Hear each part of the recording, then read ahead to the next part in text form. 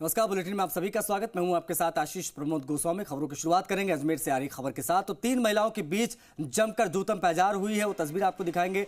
कथित तौर पर अनैतिक गतिविधियों में शामिल होने की बात सामने आई है। रुपयों के बंटवारे को लेकर झगड़ा है। कोतवाली थाना के चाय सुट्टा बार का ये पूरा मामला है। वीडियो वायरल हो रहा है। अजमेर के कोतवाली थाना इलाके में चाय सुट्टा बार पर 3 महिलाओं के बीच जमकर जूतम पैजार देखने को मिली है। अजमेर से खबर हम आपको बता रहे हैं। 3 महिलाएं कथित तौर पर अनैतिक गतिविधियों में लिप्त थीं और रुपए के बंटवारे को लेकर इनके बीच में झगड़ा हो गया। अभिजीत दबे हमारे सहयोगी कनेक्ट हो गए हैं। अभिजीत, क्या था पूरा मामला, कैसे हुआ बवाल, बताएं। देखिए, बजरंगगढ़ चौराहे के आसपास का ये पूरा घटनाक्रम है जो कोतवाली थाना इलाका लगता है। यहाँ पर सड़क किनारे एक चाय की दुकान है जहाँ पर ये 3 महिलाएं जो हैं जो पैसों के लेन देन में विवाद को लेकर आपस में उलझ रही थी और झगड़ा कर रही थी। वहां पर काफी हो हल्ला हो गया था। उस दौरान किसी ने इस पूरी घटना का वीडियो बनाया। बताया ये भी जा रहा है कि ये जो महिलाएं हैं ये अनैतिक कारोबार में लिप्त रही थी और रुपयों के शेयरिंग को लेकर ये पूरा डिस्प्यूट था, जिस पर एक दूसरे पर ये ताबड़तोड़ हमले भी कर रही थी और वहां पर कानून व्यवस्था की स्थिति एक बार की बिगड़ गई थी। मौके पर कोतवाली थाना पुलिस भी वहां पहुंची थी और शांति भंग में इन तीनों महिलाओं को हिरासत में लिया गया था। इससे पहले भी इस पूरे इलाके में जो बजरंगगढ़ चौराहे से लेकर सुभाष उद्यान तक का जो इलाका है यहाँ पर इस तरह की अनैतिक गतिविधियों की सूचनाएं समय समय पर आती रही हैं। पुलिस कार्रवाई भी करती रही है, लेकिन ये महिलाएं जो है ये हर बार अपना ठिकाना, अपना अड्डा जो है बदलती रहती है और वहां पर इस तरह के अनैतिक कारोबार की शिकायतें पुलिस के पास भी लगातार पहुंचती रहती है और उसी से जुड़ा हुआ ये पूरा प्रसंग है। फिलहाल तीनों महिलाओं को, कल देर रात का घटनाक्रम है, तीनों महिलाओं को शांति भंग में पुलिस ने डिटेन कर लिया है और फिलहाल पुलिस की निगरानी में है। ठीक है अभिजीत, बहुत शुक्रिया आपका इन तमाम जानकारियों के लिए। तो 3 महिलाओं के बीच जूतम पैजार, वजह बताई हमारे सहयोगी अभिजीत दबे ने।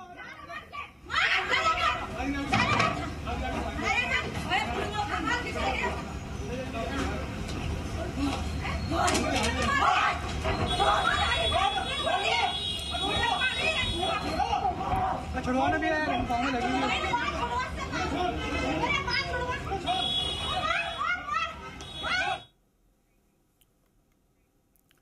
जयपुर से अगली बड़ी खबर है। जेडीए प्रवर्तन दस्ते का इकोलॉजिकल जोन में बुलडोजर चला है। सड़वा मोड़ दिल्ली रोड से 2 बीघा कृषि भूमि पर यह बुलडोजर चलाया गया है। नाई की थड़ी पर 3 बीघा कृषि भूमि पर अवैध कॉलोनी बसाई जा रही थी, उसे भी ध्वस्त किया गया। साड़ों की ढाणी नाई की थड़ी जम्मू आरामगढ़ रोड पर यह कार्रवाई हुई है। जेडीए स्वामित्व की ये सरकारी नाले की भूमि पर अतिक्रमण जो था उसको हटाया गया है। दिल्ली रोड मानबाग में सरकारी पार्क पर बसाई जा रही कॉलोनी को ध्वस्त किया गया। करीब 1 बीघा भूमि पर ये अवैध कॉलोनी बसाई गई जिसे ध्वस्त किया गया। चावण का मंड, नाई की थड़ी और सरकारी जमीन को या अतिक्रमण मुक्त करवा दिया गया है जेडीए के द्वारा। ये इस वक्त की एक बड़ी खबर, अहम जानकारी हम आपको बता रहे हैं। बढ़ेंगे आगे। झालावाड़ के कामखेड़ा थाना क्षेत्र के बड़बद गांव के पास एक पिकअप वाहन से 5 गोवंश बरामद हुए हैं। गौपुत्र सेना की सूचना पर कामखेड़ा थाना पुलिस मौके पर पहुंची। गोवंश की गौशाला भिजवाकर पिकअप वाहन को जब्त कर लिया गया। मामले की जानकारी देते हुए कामखेड़ा थानाधिकारी धनराज गुर्जर ने बताया कि सुबह गौपुत्र सेना सदस्यों द्वारा सूचना मिली कि बड़बद गांव के सरकारी विद्यालय के पास एक पिकअप वाहन खड़ा है जिसमें 5 गोवंश भरे हुए हैं। सूचना पर पुलिस मौके पर पहुंची, जहां खड़े पिकअप वाहन में 5 गोवंश भरे हुए थे, जिसमें 5 गोवंश मृत हालत में भी थे।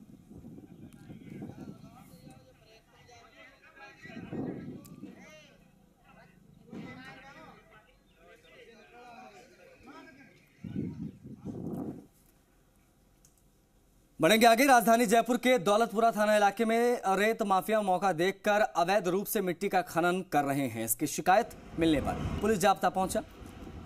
पुलिस को आता देख कई ट्रैक्टर ट्रॉली उधर ही छोड़कर फरार हो गए। जेडीए की भूमि पर अवैध खनन करने वालों के खिलाफ पुलिस ने बड़ी कार्रवाई को अंजाम दिया है। दौलतपुरा थानाधिकारी नरेंद्र कीचड़ के नेतृत्व में पुलिस ने रेत माफियाओं के खिलाफ कार्रवाई की। कार्रवाई करते हुए 6 आरोपियों को गिरफ्तार किया। खनन माफियाओं से 1 जेसीबी, 1 डंपर, 4 ट्रैक्टर ट्रॉलियां जब्त की गई। इस पूरे मामले को लेकर माइनिंग विभाग की टीम को भी मौके पर बुलाया गया। पुलिस से मिली जानकारी के मुताबिक आरोपी बाबूलाल मीणा, संजू मीणा, जालम सिंह, राम अवतार मीणा, टीपू सुल्तान और फुलचंद मीणा को गिरफ्तार किया गया है।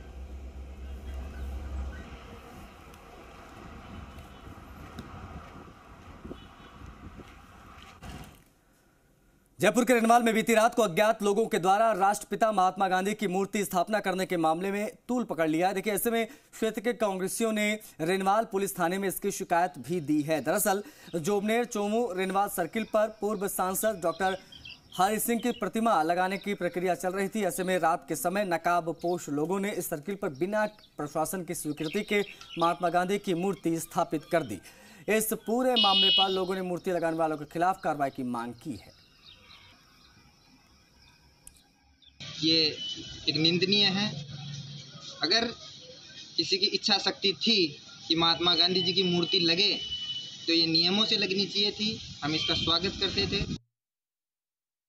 इस स्थान पे डॉक्टर हरि सिंह जी की मूर्ति लगाने का प्रस्ताव लिया हुआ है और वो प्रोसीजर में चल रहा था और ऐसी बात हुई है, तो इस घटना की मैं निंदा करता हूं और मैं सूचना पुलिस प्रशासन और ईओ को बताता हूं कि इस बारे में वो पूरी जांच करवाएं और जो जिसने भी मूर्ति लगाने की ये करी है कोशिश है, उनके खिलाफ कार्रवाई करें। सवाई माधोपुर के बौली क्षेत्र में बजरी माफिया की दबंगई जारी है। खनन विभाग की टीम पर एक बार फिर से हमला हुआ है। वरिष्ठ भूवैज्ञानिक एपी सिंह के नेतृत्व में देवता गांव में कार्रवाई की गई है, जिसमें जब्त शुदा ट्रैक्टर ट्रॉली को छुड़वाने के लिए खनन विभाग की टीम पर पथराव किया गया। हाथापाई भी हुई। ट्रैक्टर ट्रॉली को ये माफिया जबरन छुड़वा कर ले गए। तस्वीरें सामने आई है जो हम आपको दिखा रहे हैं। बौली थाने में ये पूरा मामला दर्ज कर लिया गया है। मौके पर बजरी परिवहन कर रहे 3 ट्रैक्टर चालक भी अपनी ट्रॉलियों को पलट कर वहां से फरार हो गए हैं। ये भी आपको जानकारी दी।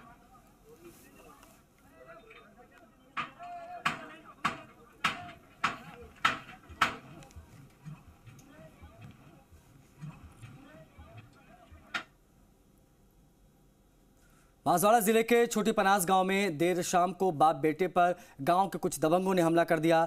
इस हमले में दोनों गंभीर रूप से हो गए घायल। परिजन दोनों को अस्पताल में भर्ती कराने लेकर गए, जहां से बाप बेटों को महात्मा गांधी अस्पताल रेफर कर दिया गया। परिजनों ने बताया कि गांव के कुछ दबंग आए थे, पैसों का विवाद था, फिर मारपीट शुरू कर दी। हमले में बाप बेटे घायल हो गए। पुलिस मामले की जाँच पड़ताल कर रही है।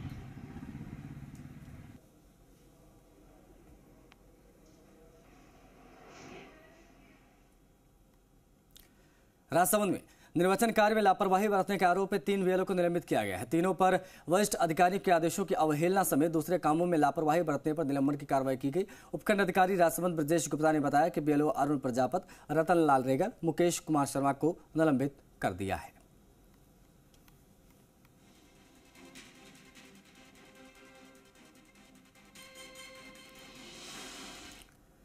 पाली के देसुरी नारलाई गांव के कार सवार से टोल कर्मियों द्वारा बदसलूकी करने के बाद विवाद उत्पन्न हो गया। हंगामा होने के बाद काफी देर तक ट्रैफिक का जाम वहां पर देखने को मिला। नारलाई सरपंच की फटकार पर टोल कर्मियों ने माफी मांगी, जिसके बाद मामला शांत हुआ। नारलाई निवासी कुछ लोग देसुरी टोल नाका से गुजर रहे थे। लोकल को रियायत देने की बात कही तो टोल कर्मी बदसलूकी पर उतारू हो गए। कार सवार यात्रियों की सूचना के तुरंत बाद नारलाई सरपंच शेखर मीणा और अन्य लोग टोल नाका पर पहुंच गए। विरोध जताते हुए टोल नाका कर्मचारियों को जमकर लताड़ लगाते हुए कार्य प्रणाली सुधारने की हिदायत दी गई। टोल कर्मियों की ओर से माफी मांगने और संबंधित कार्मिक को हटाने की बात पर मामला शांत हुआ।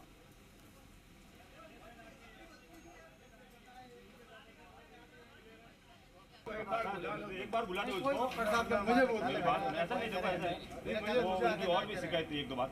कोई शिकायत नहीं है, यहाँ टोल से उनको गायब कर दूंगा, अभी गायब कर दूंगा, यहाँ कोई नहीं रहेगा उनमें से। अच्छा, चूरू के सरदार शहर तहसील का शहरी प्राथमिक स्वास्थ्य केंद्र बदहाल है। यहां ना तो डॉक्टर ना तो लोगों का इलाज। वार्ड नंबर 13 में शहरी प्राथमिक स्वास्थ्य केंद्र में लोग इलाज के लिए आते हैं, लेकिन यहां पर ना तो कोई डॉक्टर मिलता है, ना ही कोई नर्सिंग स्टाफ। महज एक एएनएम के सहारे ये शहरी प्राथमिक स्वास्थ्य केंद्र चल रहा है। इसके चलते यहाँ पर आने वाले बीमार लोगों को बहुत ज़्यादा परेशानी होती है। लोग मायूस होकर वापस लौटते हैं। पूरा स्टाफ नहीं होने के चलते यहाँ पर अधिकांश उपकरण धूल फांक रहे हैं। डॉक्टरों की कुर्सियों पर मिट्टी की मोटी परत जमी नजर आती है। ऐसे में इस स्वास्थ्य केंद्र के प्रति लोगों में धीरे धीरे आक्रोश बढ़ता जा रहा है। आसपास के लोगों का कहना है कि इस स्वास्थ्य केंद्र से 7 वार्डों के लोग लाभान्वित पहले होते थे, लेकिन बीते 1 साल में से भी ज़्यादा समय से यहाँ पर डॉक्टर नहीं होने के चलते शहरी प्राथमिक स्वास्थ्य केंद्र का लोग लाभ नहीं ले पा रहे हैं, जिसके चलते स्थानीय लोगों में आक्रोश है। लोगों ने स्वास्थ्य केंद्र परिसर में प्रशासन के खिलाफ जमकर प्रदर्शन किया।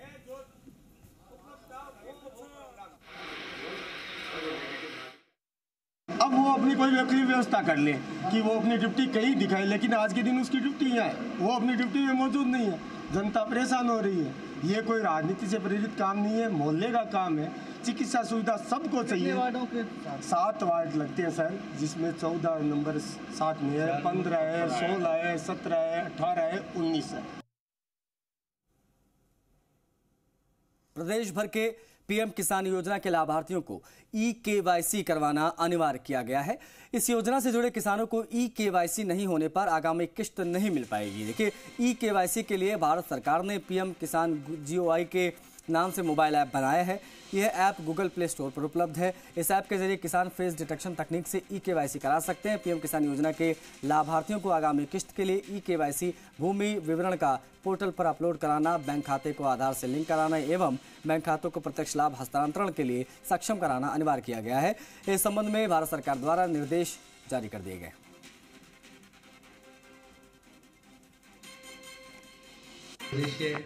कि माननीय मुख्यमंत्री महोदय द्वारा जो उत्कृष्ट कृषि की योजनाएं चलाई जा रही हैं, उनके बारे में जो है किसानों को अवगत कराया जाएगा तथा खेती के अंदर आने वाली जो आपकी आधुनिक किस्म की जो टेक्निक्स हैं, उनका भी एक तरीके से डेमोन्स्ट्रेशन होगा।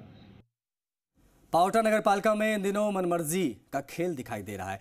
कस्बे वासियों का आरोप है कि जब से पाओटा नगर पालिका का पदभार अधिशासी अधिकारी मनीषा यादव ने संभाला, तब से अधिकतर समय पर कार्यालय पर वो नहीं बैठती हैं। साथ ही लोगों के काम भी नहीं हो पा रहे हैं। पूरे प्रदेश में लोगों के काम बड़े आसानी से राहत कैंपों में काम हो रहे हैं, लेकिन पाओटा नगर पालिका में इसका उल्टा हो रहा है। स्थानीय जनप्रतिनिधियों को कई बार परेशान लोगों ने अवगत करवाया, लेकिन किसी भी प्रकार का कोई ठोस कदम नहीं उठाया।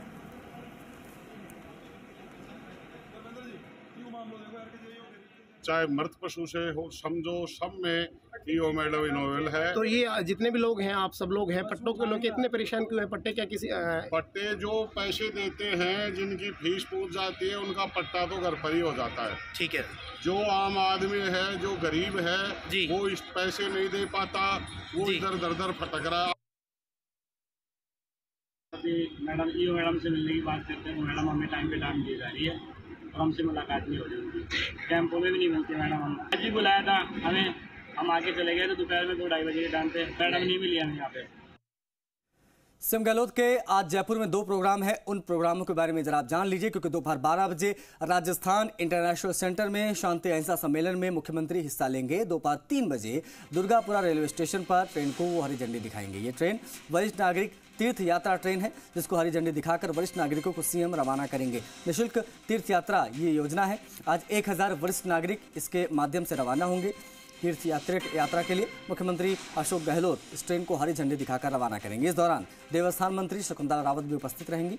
दुर्गापुरा रेलवे स्टेशन से ये ट्रेन रवाना होगी। प्रदेश के 1000 यात्री इस बार यहाँ से जा रहे हैं। रामेश्वरम और मदुरई के मंदिरों के दर्शन करने के लिए 21 जून को इनकी वापसी होगी।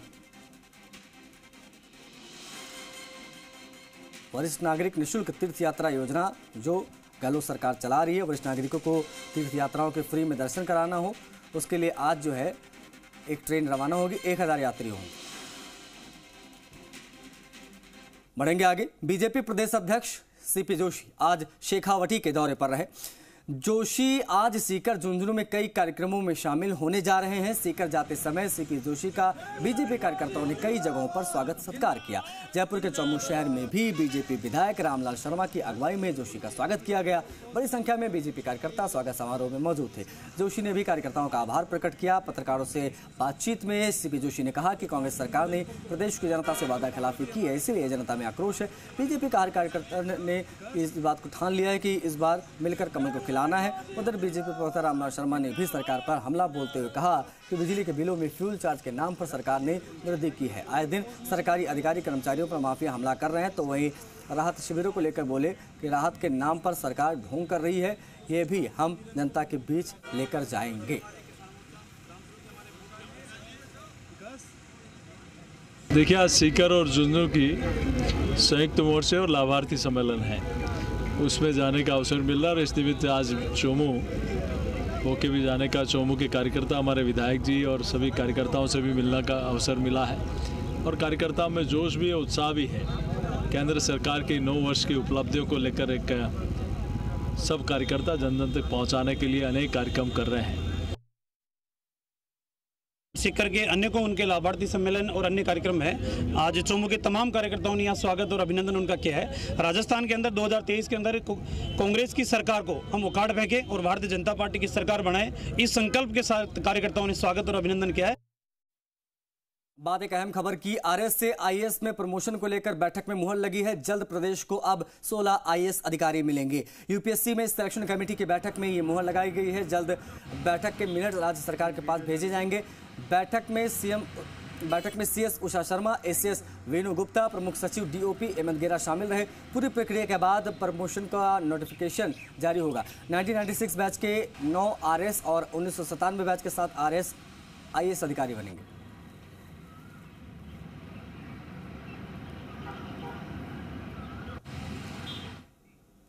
जयपुर में मौसम और जलवायु विषय पर राष्ट्रीय कॉन्फ्रेंस ट्रोपमेंट 2023 का आयोजन किया जाएगा। इस कॉन्फ्रेंस का आयोजन भारतीय मौसम विज्ञान सोसाइटी की ओर से 24 से 27 नवंबर को आयोजित किया जाएगा। भारतीय मौसम विज्ञान केंद्र नई दिल्ली के पूर्व महानिदेशक लक्ष्मण सिंह राठौड़ ने बताया कि विश्व में जलवायु परिवर्तन तहत एक बड़ा मुद्दा जो है वो उभर कर सामने आ रहा है। सर्दी, गर्मी, बरसात तीनों ही मौसम में बदलाव देखने को मिल रहा है। जलवायु परिवर्तन के कारण सबसे बड़ा असर बारिश पर पड़ा है।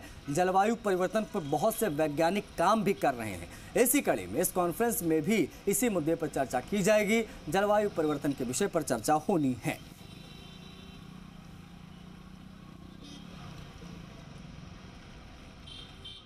ये 22, 23 और 24 नवंबर 2030 को बिरला सभागार में और जो फैसिलिटीज़ हैं यहाँ पे किया जाएगा। और इसमें जो प्रतिभागी होंगे वो प्रतिभागी जो पूरे देश के मौसम वैज्ञानिक, जो चाहे वो भारत मौसम विज्ञान विभाग में हो, पृथ्वी विज्ञान विभाग के जो संबद्ध संस्थान है वहाँ से हो, जितने भी IITs हैं, विश्वविद्यालय हैं। इस सिस्टम का असर 16 जून से साउथ वेस्ट राजस्थान में शुरू होगा। 17 जून को और ज़्यादा एरिया में इसका असर शुरू हो जाएगा। 18 जून को यदि देखें तो जो नॉर्थ वेस्ट और जो उत्तरी राजस्थान के हिस्सों में भी बारिश की एक्टिविटीज शुरू होगी। हालांकि सिस्टम धीरे धीरे कमज़ोर होता हुआ दिखेगा। तो इससे एक तो तापमान में 8 से 10 डिग्री सेल्सियस तक की बड़ी गिरावट होगी। अभी जो टेम्परेचर 40-42 डिग्री सेल्सियस चल रहे हैं, आप देखेंगे 16-17 जून को इसमें 30-32 डिग्री सेल्सियस के आसपास रिकॉर्ड हो जाएंगे। जयपुर के रेनवाल में वन विभाग की टीम ने रेनवाल के पचार रोड पर कार्रवाई करते हुए प्रतिबंधित और गीली लकड़ियों से भरे 3 वाहन पकड़ लिए। वनकर्मियों ने एक ट्रैक्टर ट्रॉली और 2 पिकअप जब्त किए हैं। वाहन चालक वाहनों में खिजड़ी, नीम और पंचमेल की लकड़ियां भरकर ले जा रहे थे। जानकारी के मुताबिक वन विभाग की टीम को सूचना मिली थी कि क्षेत्र में प्रतिबंधित और गीली लकड़ियों का परिवहन हो रहा है। इस पर रेंजर के निर्देश पर वन विभाग की टीम ने वहां पर फील्डिंग लगाई और गीली प्रतिबंधित लकड़ियों से भरे ट्रैक्टर ट्रॉली और पिकअप को पकड़ लिया। वन विभाग की कार्रवाई आगे भी ऐसी ही जारी रहेगी।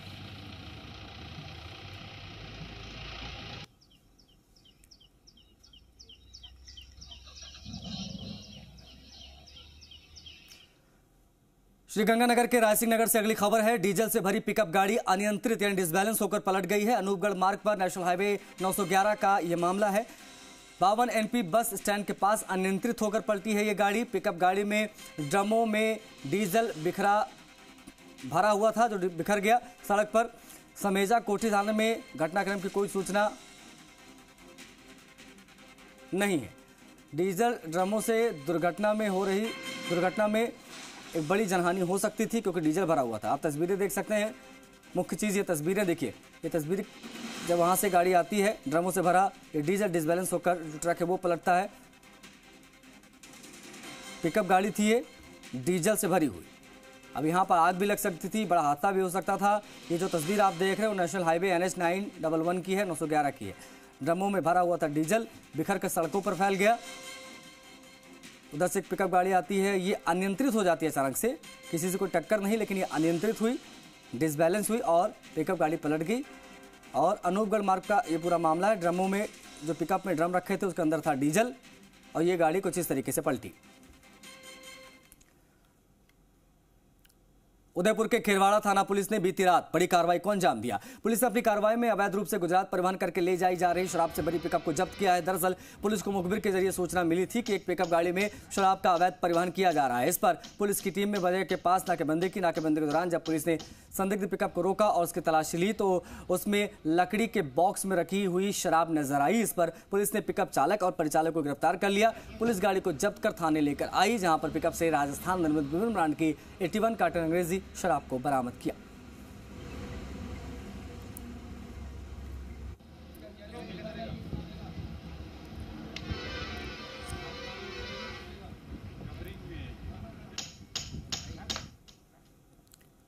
चित्तौड़गढ़ में डीएसटी और शंभूपुरा थाना पुलिस नाकेबंदी के दौरान शंभूपुरा थाना क्षेत्र में अवैध मादक पदार्थों की तस्करी के खिलाफ बड़ी कार्रवाई करते हुए 4 क्विंटल 92 किलोग्राम 100 ग्राम अवैध डोडा चूरा और पिकअप को जब्त कर लिया। चालक को गिरफ्तार किया गया है। पुलिस अधीक्षक राजन दुष्यंत ने बताया है कि जिला विशेष टीम ने कांस्टेबल दिनेश को मुखबिर से सूचना मिली कि अवैध डोडा चूरा से भरी हुई एक पिकअप शंभूपुरा के सावा से होकर कन्नौज रोड की तरफ जाने वाली थी। पुलिस टीम ने हाथ का इशारा देकर रुकवाने का प्रयास किया, लेकिन पुलिस टीम को देखकर चालक पिकअप को तेज गति से भगाने लगा, जिससे पिकअप रोड से नीचे खड्डे में जाकर गिर गई। 2 व्यक्ति बाहर निकलकर झाड़ियों की तरफ भागने लगे, बाद में उनको पकड़ा गया।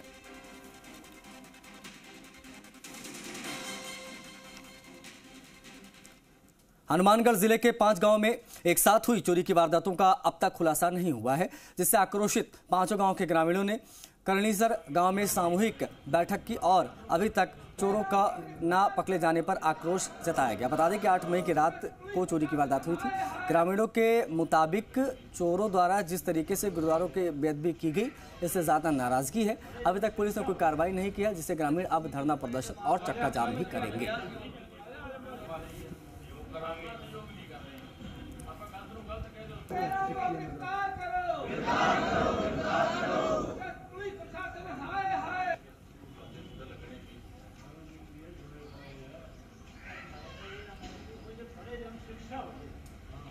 कमीशन जो पड़े थे